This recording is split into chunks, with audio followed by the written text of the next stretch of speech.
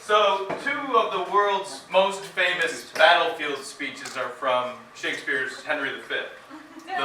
The speech that Henry gives before the Battle of Harfleur, into the breach, dear friends, or close the wall up with our English dead. You guys have heard that one. And then the one that I'm going to give is the battle speech that he gives before the Battle of Agincourt, which is also known as the St. Crispin's Day speech. And it's a real battle, 100 Years' War, and it's English versus the French, and the French have 25,000 people is what estimates put it at, versus only 6,000 English. Oh. So big, yeah, I love this. yeah, big. They're going up against big odds. It also so happens that back in Old England, it's a holiday, and the holiday is called the Feast of Crispin Crispian. You want to help? No, I'm just excited.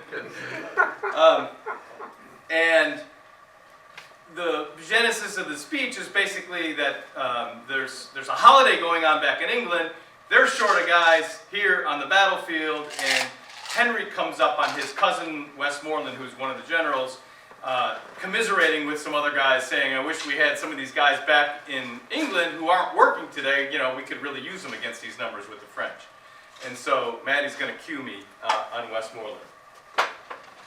And I walk up as I hear them commiserating, and then I give this speech to the troops. Oh, that we now had here but 10,000 of those men in England that do no work today.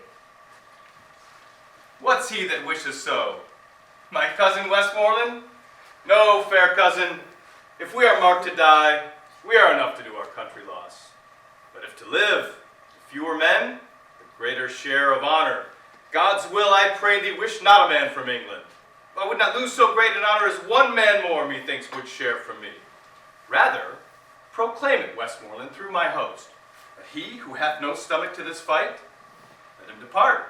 His passport shall be made, and crowns for convoy put into his purse. We would not die in that man's company that fears his fellowship to die with us. This day is called the Feast of Crispin.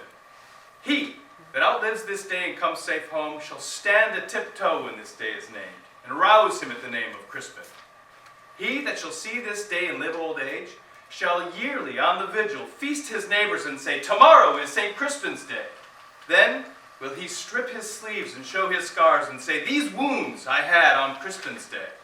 Old men forget, yet all shall be forgot, but he'll remember with advantages what feats he did that day. Then shall our names, familiar in his mouth as household words, Harry the King, Bedford and Exeter, Warwick and Talbot, Salisbury and Gloucester, be in their flowing cups freshly remembered.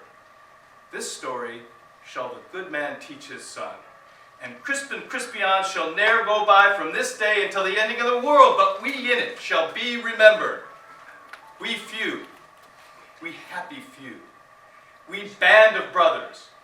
For he today that sheds his blood with me shall be my brother. Be he ne'er so vile, this day will gentle his condition.